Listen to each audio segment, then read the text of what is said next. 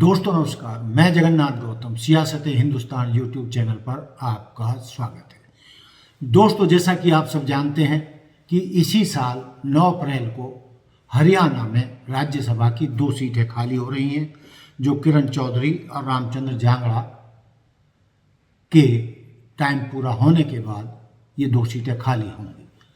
अब दोस्तों, इस बात पर कयास लगाए जा रहे हैं कि इस बार भी भाजपा चौधरी कुलदीप बिश्नोई को राज्यसभा भेजेगी या नहीं। और दोस्तों, आप माने या ना माने, हरियाणा और राजस्थान का बिश्नोई समाज बहुत गुस्से में है कि उनके नेता की पिछले 20 वर्षों से यानी 2 दशक से अपमान किया जा रहा है। कांग्रेस में भी उन्हें सम्मान नहीं मिलना है जो उन्हें उनके कद के हिसाब से मिलना चाहिए। और जब से वो भाजपा में आए हैं, ना तो उनको हिसार से लोकसभा का टिकट दिया गया, ना ही कोई और सम्मानजनक पद दिया गया, जिसके चलते कुलदीप बिश्नोई और बिश्नोई समाज ने आर पार का मन बना लिया है।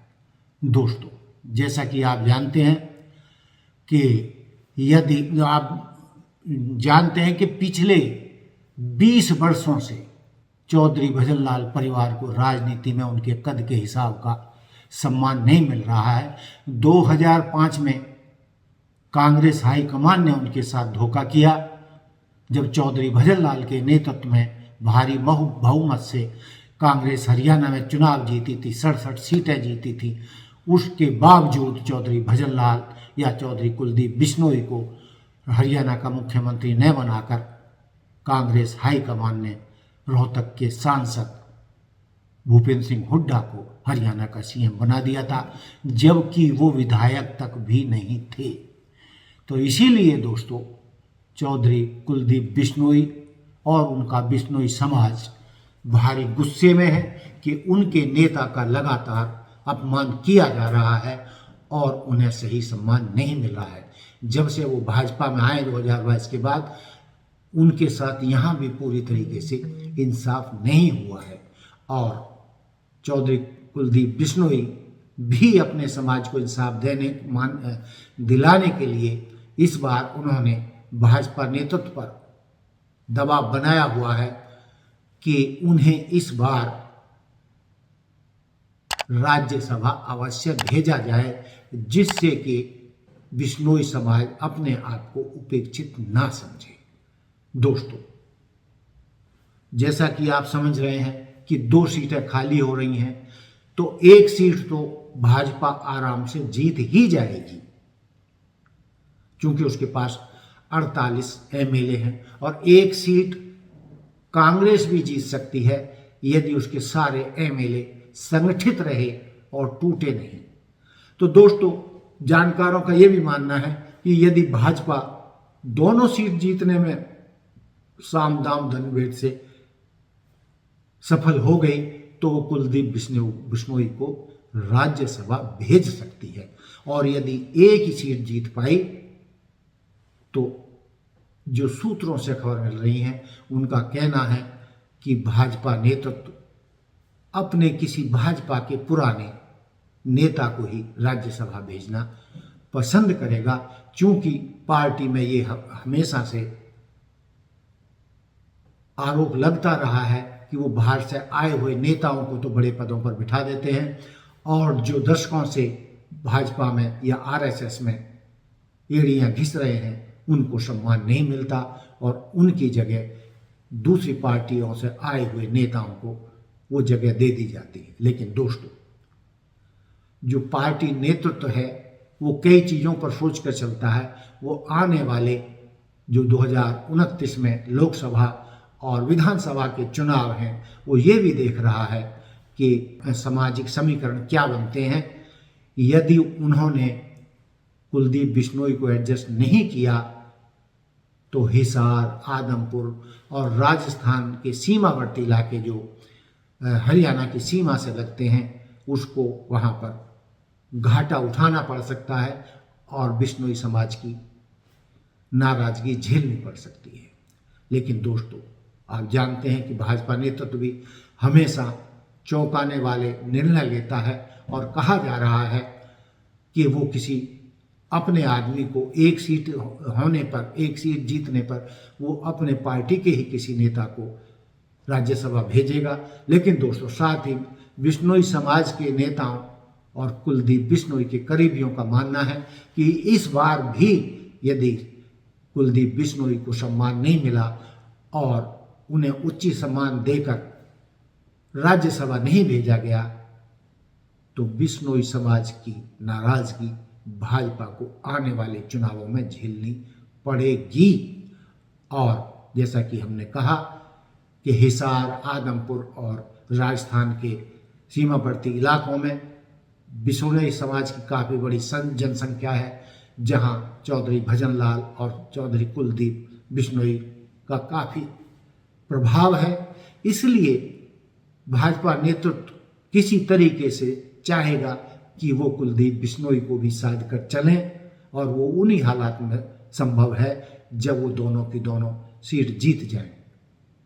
तो दोस्तों, ये आधा अधूरा सा फैसला लगता है कि हो भी सकता है और नहीं भी हो सकता है। लेकिन दोस्तों, जैसा कि मैंने शुरू में कहा कि बिश्नोई समाज अपनी उपेक्षा से, अपने नेता की उपेक्षा से बहुत गुस्से में है और उनका मानना है कि यदि भाजपा भी उन्हें सम्मान नहीं देती है तो उनको अपनी पार्टी हरियाणा जनहित कांग्रेस को पुनर्जीवित करके अपने दम पर राजनीतिक लड़ाई और अपने हिस्सेदारी के लिए जंग करनी होगी।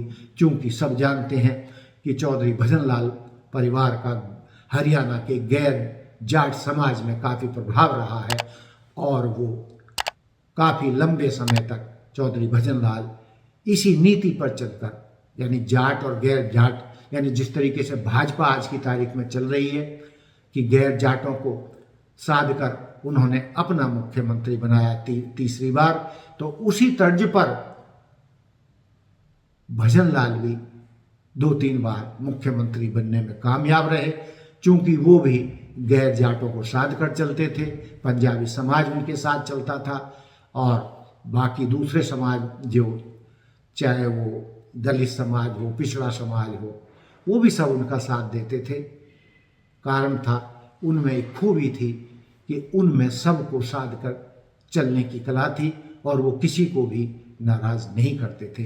अब देखने की बात यह है कि भाजपा नेतृत्व कुलदीप बिश्नोई को राज्यसभा भेजता है या बिश्नोई समाज की नाराजगी लेकर 2029 के विधानसभा और लोकसभा चुनावों में उनकी नाराजगी लेकर राजनीतिक रूप से घाटा खाने को तैयार है। तो दोस्तों, को ज़्यादा समय नहीं बचा है, जनवरी चल रहा है, 9 अप्रैल को राज्यसभा के चुनाव हो जाएंगे और मैंने जो आपके सामने विश्लेषण किया है कि कुलदीप बिश्नोई को यदि राज्यसभा नहीं भेजा गया तो उनके पास पार्टी को छोड़कर अपनी पार्टी को पुनर्जीवित करना के अलावा मेरे ख्याल में और कोई रास्ता नहीं बचेगा। और ये भी माना जा रहा है कि जिस तरीके से धीरे धीरे